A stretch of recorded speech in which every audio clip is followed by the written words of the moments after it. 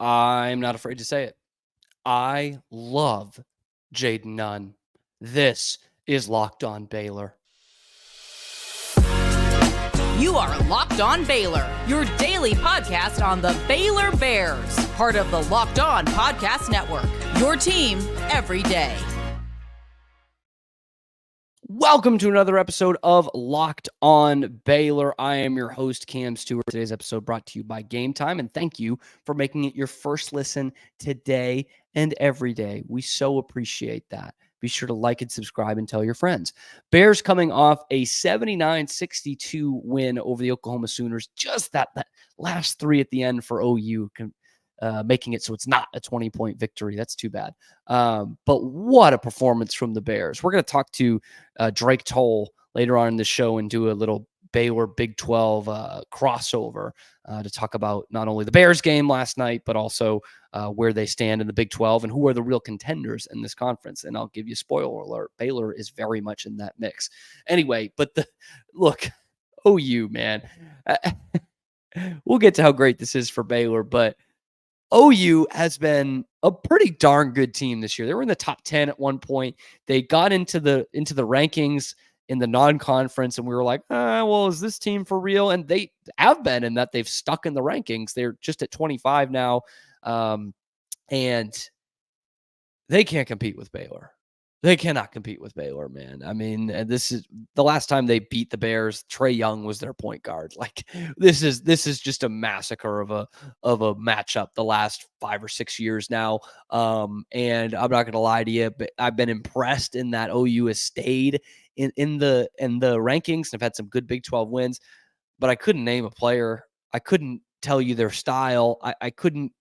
I couldn't give you facts about this team or what I'm scared of about this team. And after this game against Baylor, I still can't tell you their play style. I can't tell you any of their players. And I can't tell you what would scare you about them. This was just foot, meat, ant, and pavement, just smackdown. And we have not seen Baylor dominate a team like this in the Big 12 this year. It was their first 20-plus point lead at any point in the game in the Big 12. I talk about that a little bit later on in the show, as well as Jayden Nunn's performance.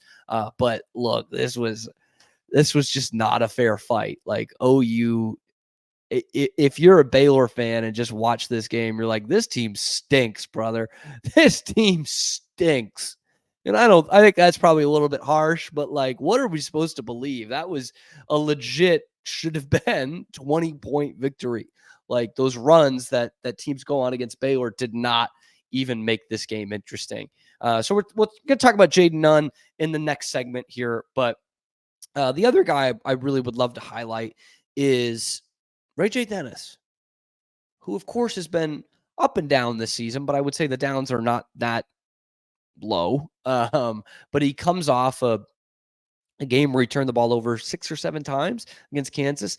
The team turned it over 21 times. And in this game, Baylor handed it over to Oklahoma 5 times. 5.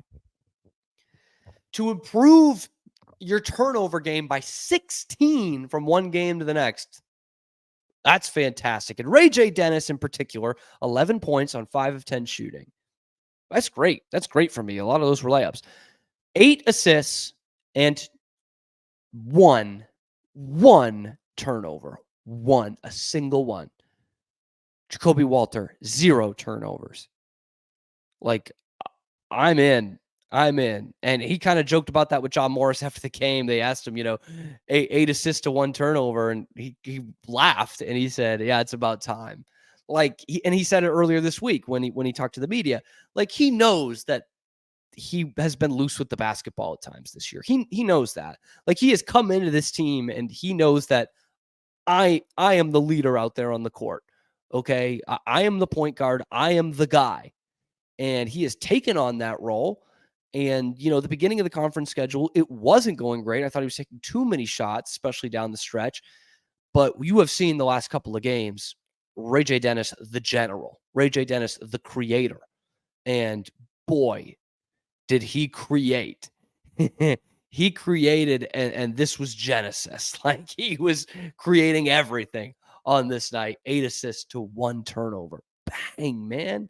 bang. And of course, the highlight of the game is Baylor's last field goal, the loudest it gets all night. Scholarship athlete, scholarship Baylor Bear, Austin Sachs, 4-3, bang, bang. Place goes nuts. I posted the video on Twitter. It was just an awesome, awesome moment. And with Langston Love out missing his second straight game, your leading scorer off the bench for the Bears, scholarship athlete Austin Sachs with 3 points. Stung to see, Langston Love in street clothes again, second straight game. I am worried about that in the back of my mind. Maybe I'm paranoid from 2 years ago, but we heard day-to-day for LJ Cryer for 2 months, and he played one game in that span. It was like 4 or 5 weeks. He came back against Tech and then was gone the rest of the season. And we heard day-to-day for almost all of that. So I am worried about that. I'm not gonna lie to you guys, because the bench scoring leaves something to be desired when he's not out there. Another game for Miro Little where he gets some time, just 7 minutes, doesn't record a point and has a turnover. So like it's thin at scoring guards, but when you get the performance you did out of Jayden Nunn with his 27 points, that's going to cover up a lot of wounds. And what I think was impressive is not just that this was really the first blowout victory for the Bears in the conference this year. It's just that nothing was fluky on the other end, I don't think. It's not that OU was missing their best player or they just shot unfathomably bad. Baylor shot almost unfathomably well from 3, 52%. Yeah, that's pretty great. But like OU shoots 33%. Like that's not off their season average. And if anything, the flukiness was kind of on the Baylor side. You look at Yves Meesty, who gets 12 points, but only 1 rebound. Jacoby Walters, only 3 of 8 again. He gets 10 and 10 and 6, so that's not bad. But like, if anything's fluky, it's kind of on the Baylor side where their big guns weren't leading the way. It was Jayden Nunn and Jalen Bridges who were leading the way, and still, it's a blowout victory for the Bears. Fantastic, love it. They go. We'll talk about this later in the week, but they go to West Virginia at the weekend. No place is an easy place to play. I know West Virginia's tripped up some teams, but that's got to be a win. That's got to be a road victory. And then Tuesday, they go to BYU, which I'm not entirely excited about. I'm not going to lie to you. But we'll cross that bridge when we get to it. As for now, we're celebrating a big Baylor victory. Once again, just a game out in the loss column in the Big 12. Like, anything can happen. They could still be challenging for this crown. And I said all year long, the champion of this conference is going to have 5 or 6 losses. Baylor's at 4, and they are very much still in this thing. Very much. Doesn't leave a huge margin for error when you still got Kansas and Houston, BYU, but it absolutely gets, and Texas, it gets you a seat at that table. Anyway, we're going to talk to Drake Toll, Locked On Baylor, see not only this game and how the Bears shake out in this conference. Coming up after this.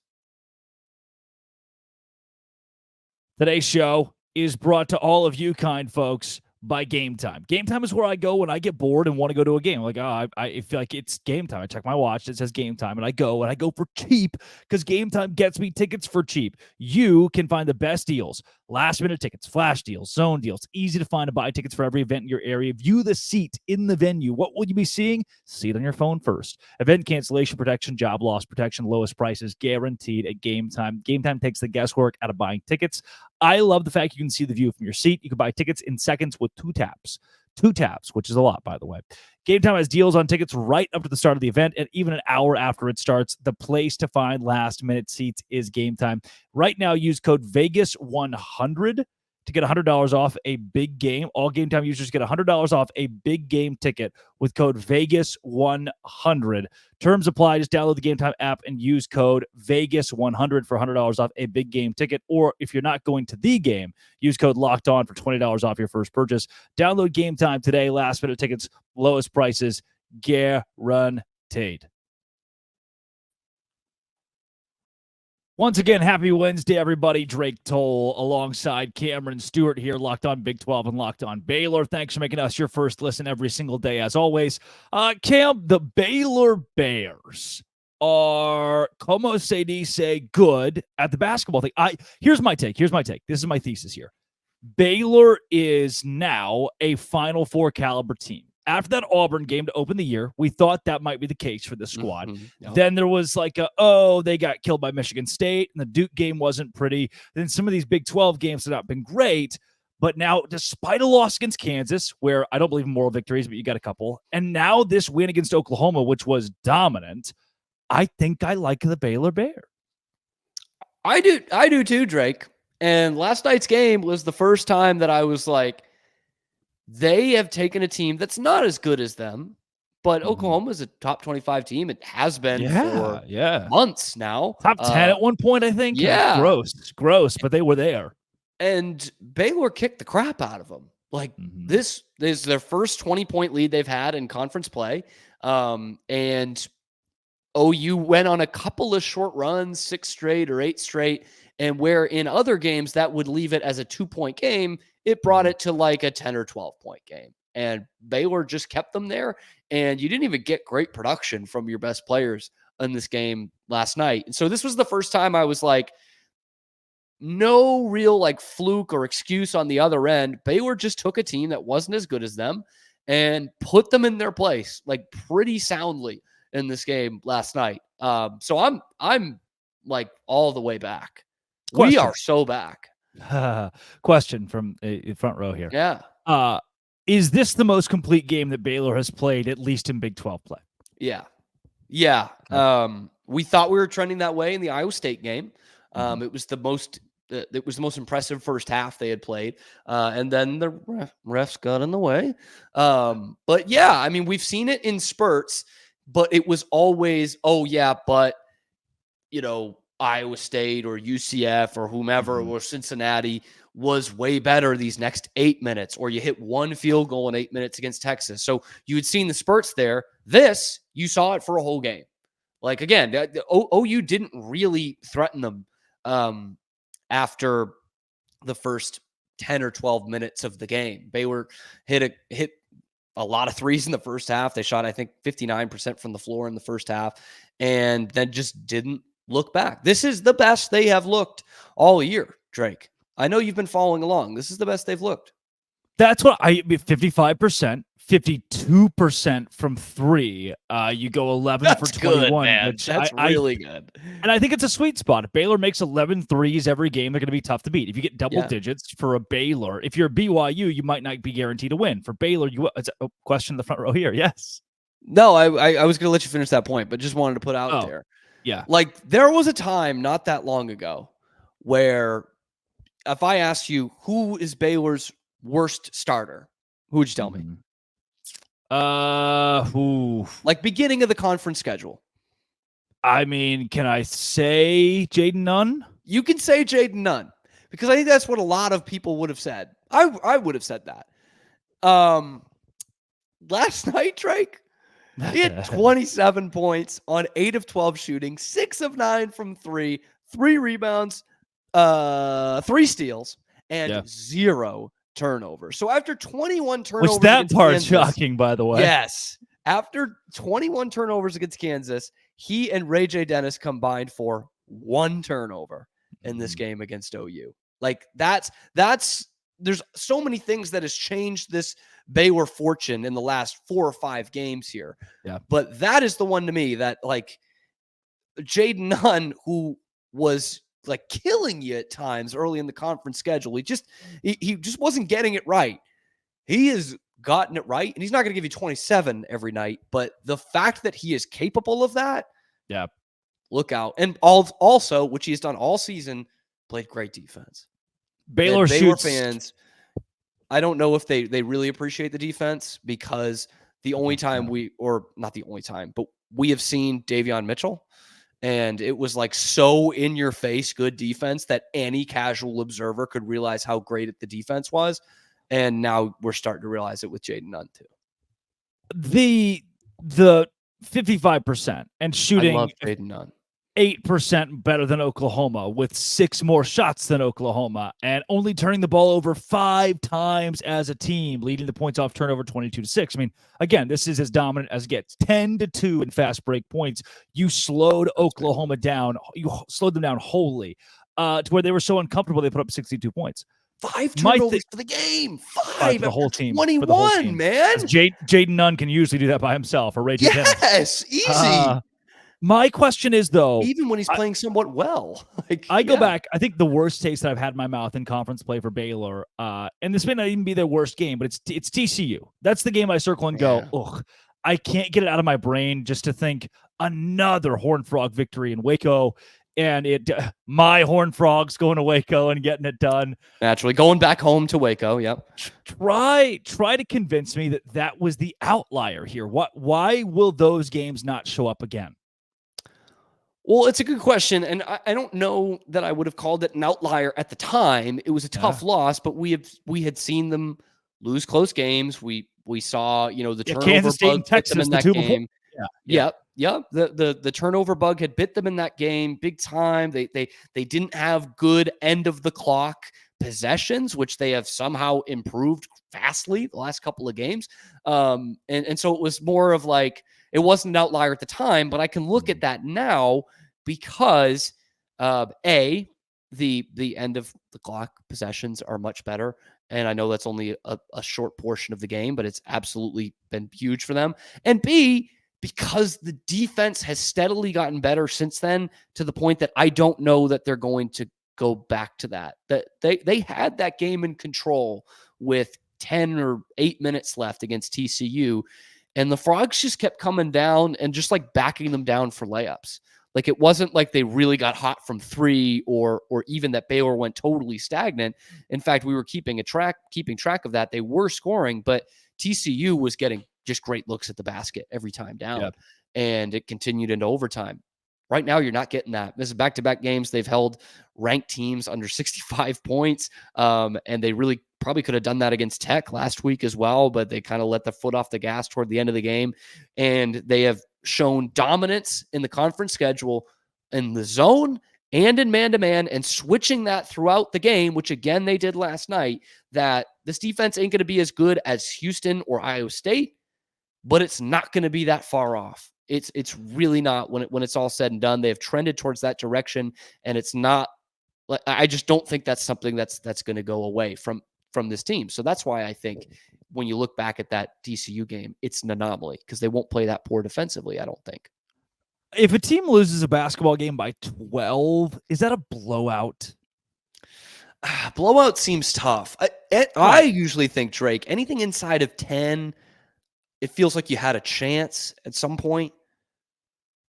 So I don't know if it's a blowout, but that's comfortable. What about 3? And hey, I mean, 12 is a blowout in the Big 12. I'll say that. What if you lose one by 3?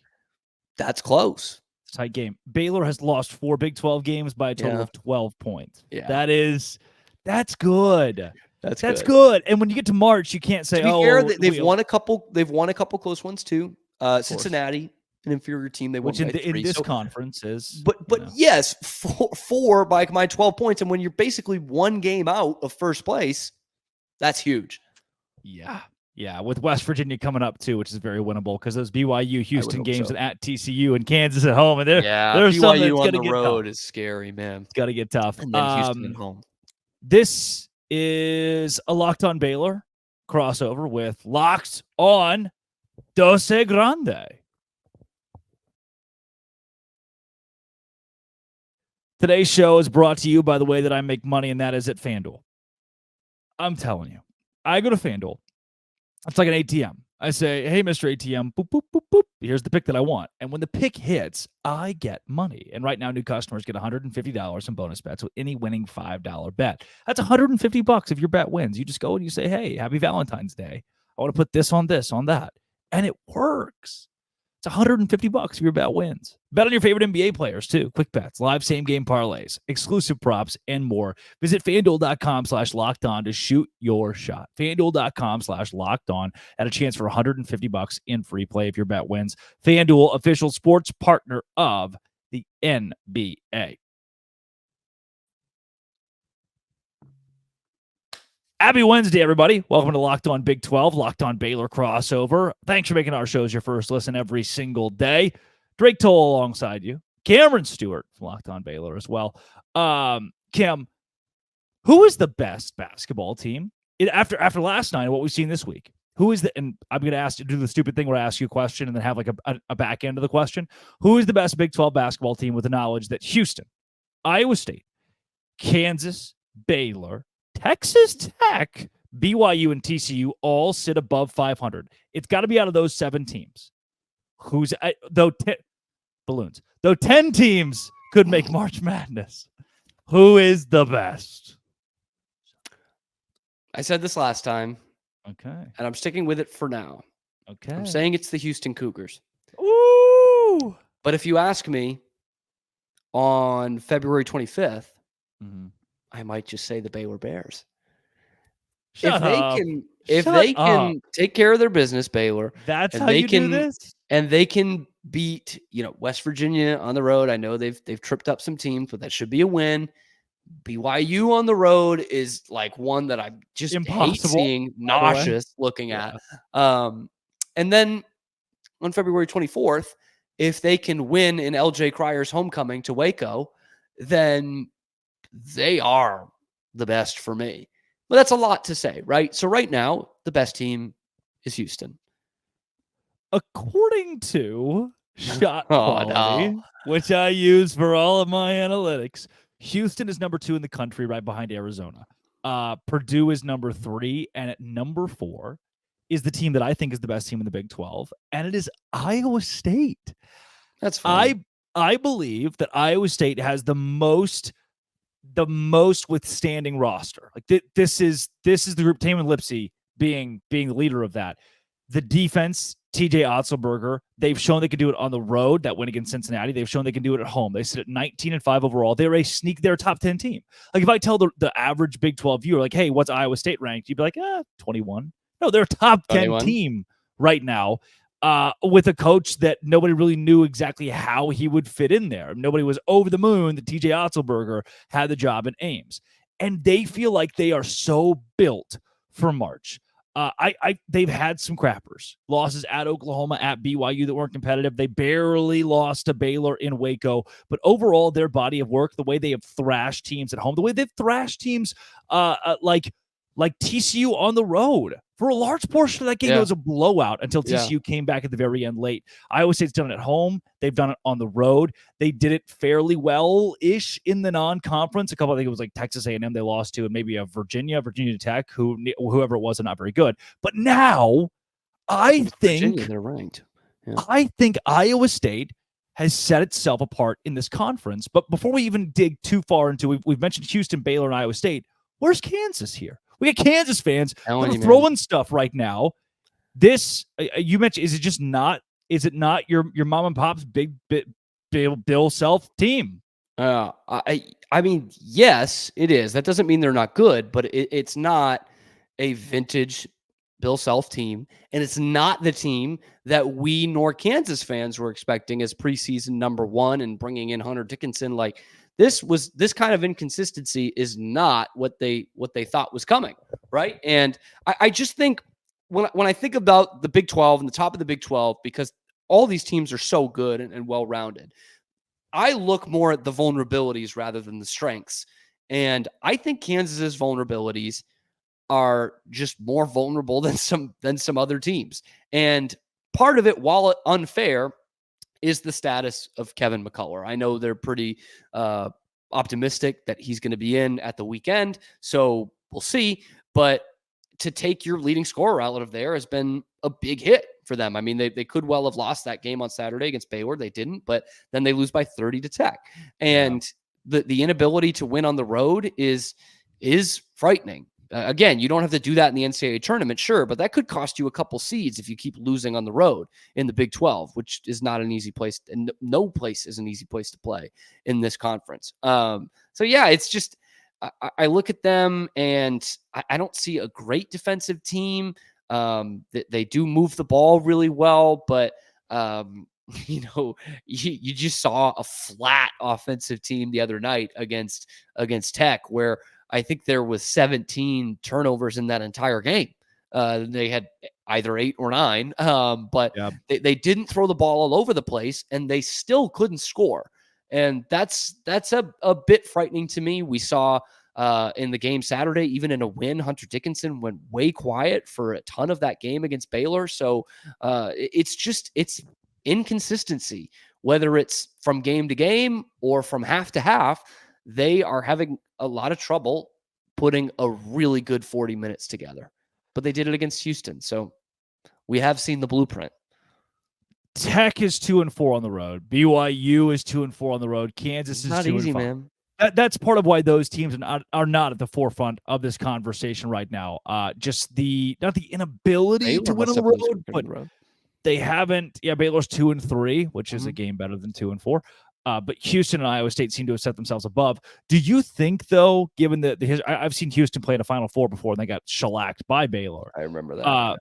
Do you think Houston, I'm narrowing it down to those two, Houston and Baylor, that are the most susceptible to an early exit in March? Do you think it's another team that isn't them, or is it one of those two? Yeah, because I think we've seen how combustible Baylor can be early in the Big 12 schedule. But I'd put Iowa State in there. Okay. Because of last year. Yeah, and that's not me saying, hey, they're going to lose in the first round. Kansas didn't make it out of the first weekend last year. Kansas lost to Arkansas in the round of 32. But like, you remember that year Baylor won it all when they won the national championship? Remember that? I think I do. Yeah. Kansas lost to USC in the tournament by like 30 points, and that team that was a COVID year. Season, right. Throughout the season, that team reminds me of this Kansas team that we're watching right now. Like an Evan Mobley USC. It must have been, yeah. Was it one of those Mobleys that was just hanging around? Yeah, I don't think USC is going to beat them in the tournament this year, though. I'll give them that. USC is terrible, but that's for the Locked On Big Ten guys. Is that LeBron James Jr.'s team? Sorry, Bronny. Yeah. Do you remember that tweet, by the way, of it's so good. Who'd that be? He changed his number. LeBron James Jr. Hey, yo, who that? Who'd that be? Just so he doesn't want to be dad. Doesn't want to be in the shadow associated of his with his father. That's great. That's Cameron Stewart. This is Drake Toll. Let's talk basketball for the rest of our lives on a Locked On Big 12, Locked On Baylor crossover.